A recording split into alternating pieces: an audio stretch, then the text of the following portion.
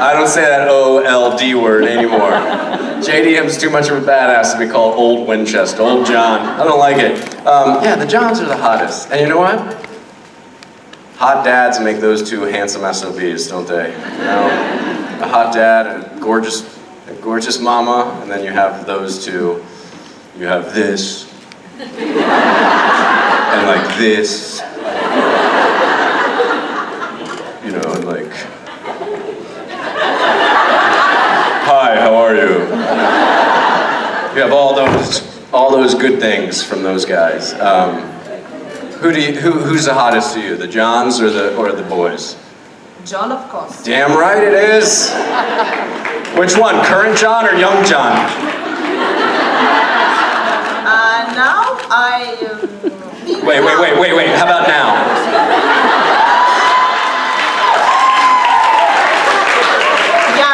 There it is! Woo. My back about cramped up, I was twisting. I was trying to stick that ass out so hard, my back hurts. Jeez. So true! I'm so 36 years old. What is this? Is this like, am I allowed to touch this? No, I know it's the thing. Wow. Oh, right.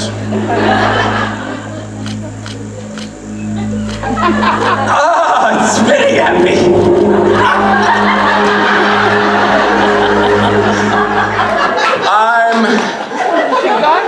I know who that is, don't I? Yes, you do. You don't come out here and play games with me. You just shot me in my armpit sweat. I got bubbles in my hair. I'm jet lagged and losing my mind. Better stay backstage. This continues Q&A. Hi over there, how are you? Fine. Who do you think's hotter, John or the boys? I'm a narcissistic fucker.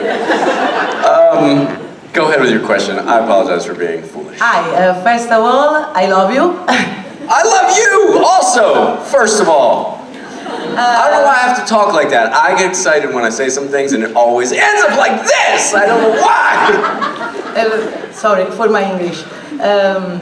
I wish to know if there is a city where you wish to go, where you've never been, where you really wanna go, wanna visit.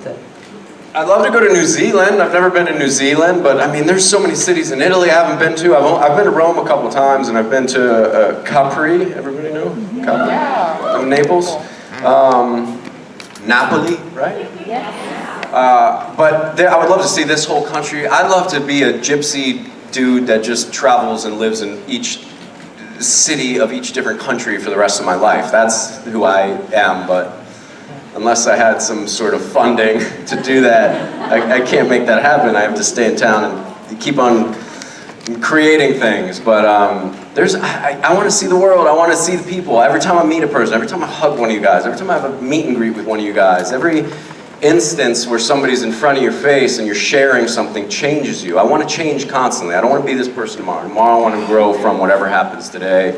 And I think the only way I've been able to do that is through visiting you guys all over the damn world. Like, my dad has never left Florida. He's only traveled a couple times in his life, and that's where, you know, a lot of our like tensions lie, different things. My thought process, I learn from everybody I meet. I see everybody. Oh, my way is not the only way. My thoughts aren't the only thoughts. You know, this food isn't the only food. You know, and being able to, you know, open yourself up to that's incredible. I never want to stop. I never want to stop meeting with people when I'm tired and jet lagged. Like, it's all, everything serves itself if you allow it, right? So I'm here, I'm exhausted. Drank too much wine last night, I'm a little hungover.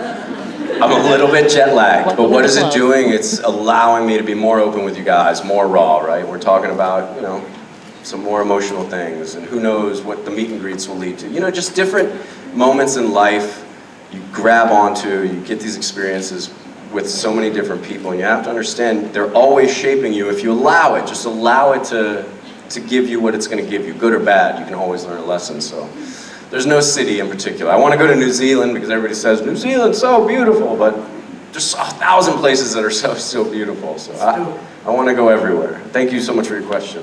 Thank you to you.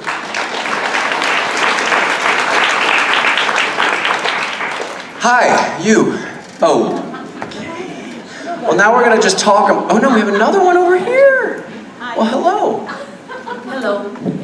You were talking about cities. I'm from San Salvador, El Salvador.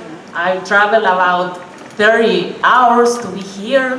Holy smokes! I Thank have you. a lot of jet lag, Thank you. but it's worth it.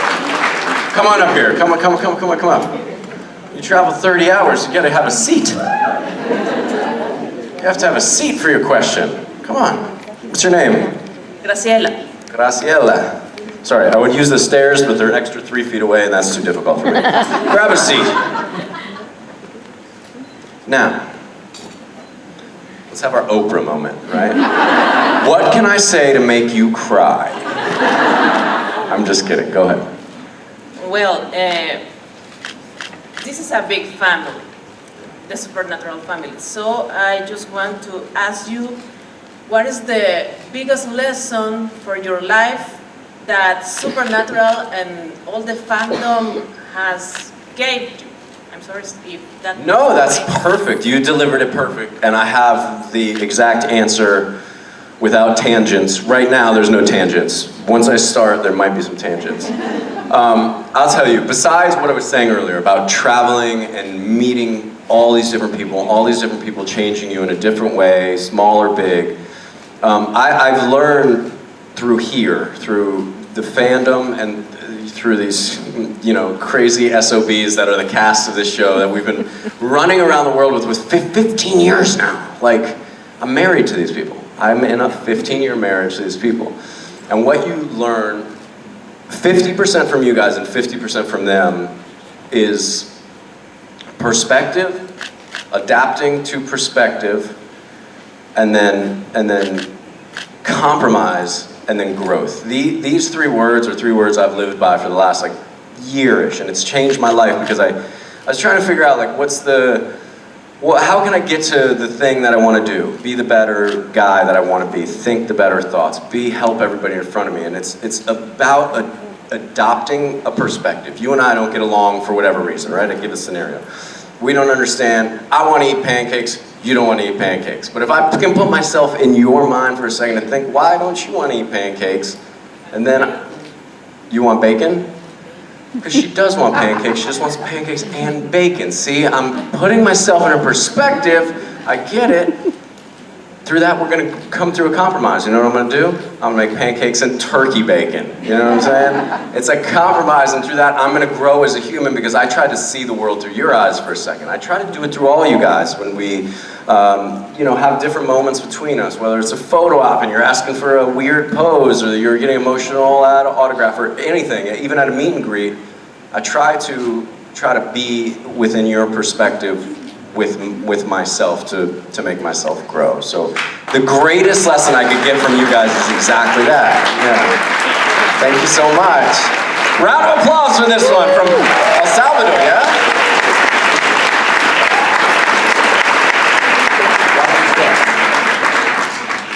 We would use the stairs again, but again, they're 2.5 feet away, too far. There we go. I'm glad somebody thinks I'm funny over here. You're the best. Whoever keeps laughing, keep it up. I can't stop looking at all these words. I'm like, I want to read this. Adam, Rob, and Alex autograph sessions are now. Hi. Hit me. Afternoon. Afternoon. Lovely to see you. I've got a question about... Where are you from? Near London. Okay. Yeah. Just curious. Curious? I was wondering.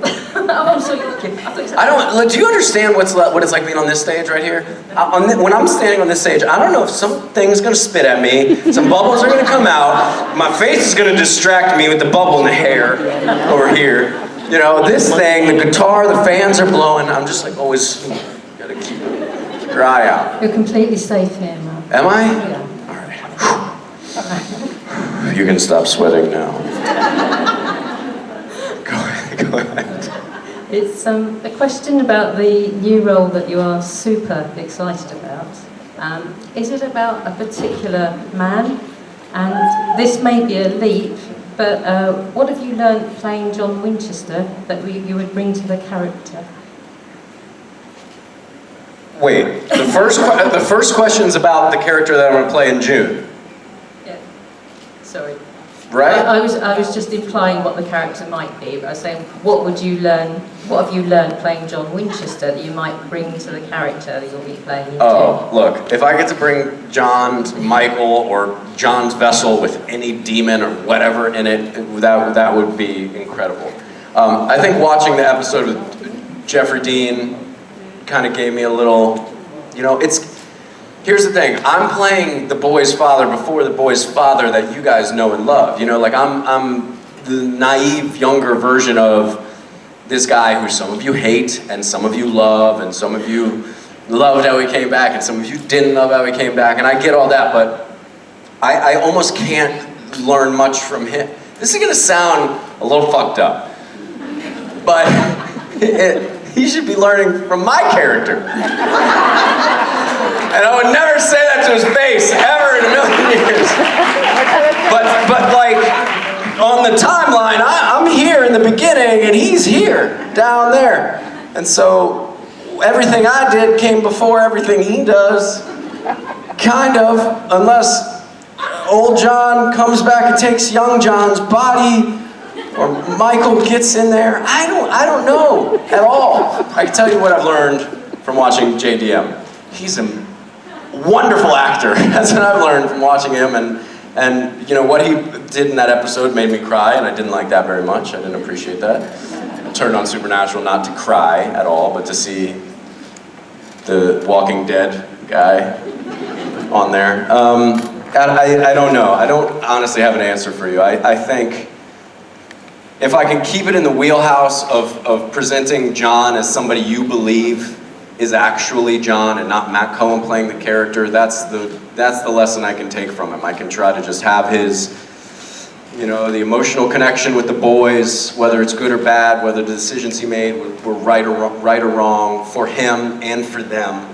And I can only try and play that. Now it depends, because like when I came to that show, it was before kids, I was John before the Impala. Like I was John before the Impala. This is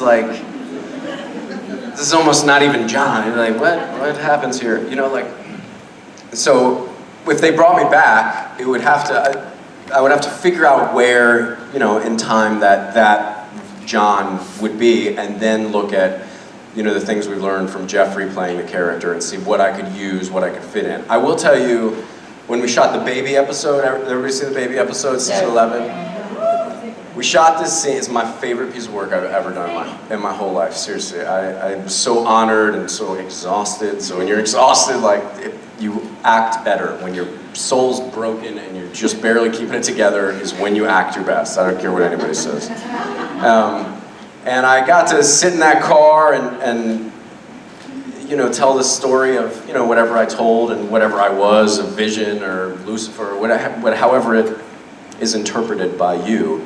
But I had met Jeffrey for the first time before that episode, and I hadn't met him before I did the other 2 episodes. And so meeting him, he came to a concert at the convention in the States, and we were sitting backstage and just having a drink and talking for a second. And just talking to a guy that you're playing that you never met, seeing him as his real self, not playing a different character from one of the various things he's been on, you pick up a lot. You pick up a lot of mannerisms, you pick up, he's got a deep voice.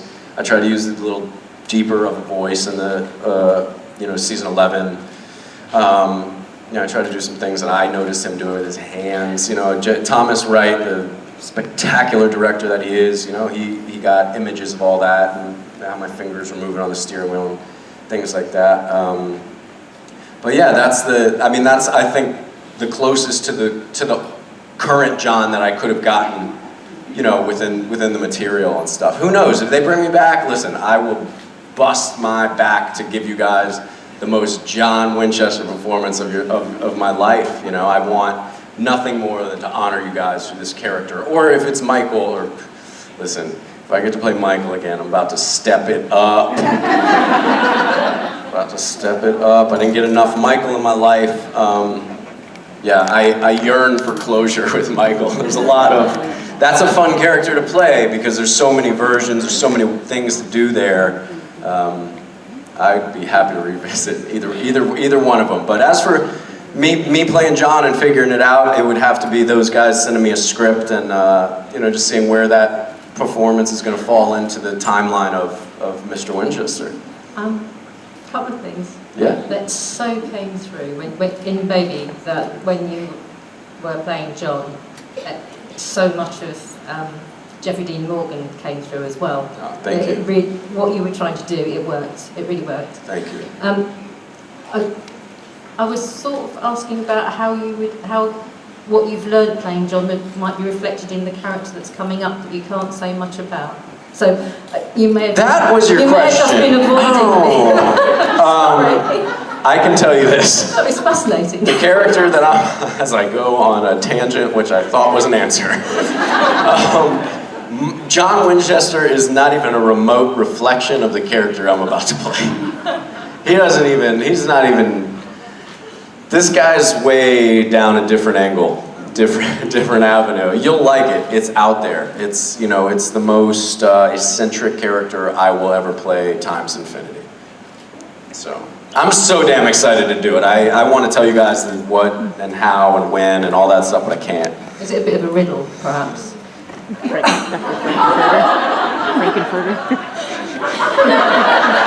Are you a journalist? You're pretty good.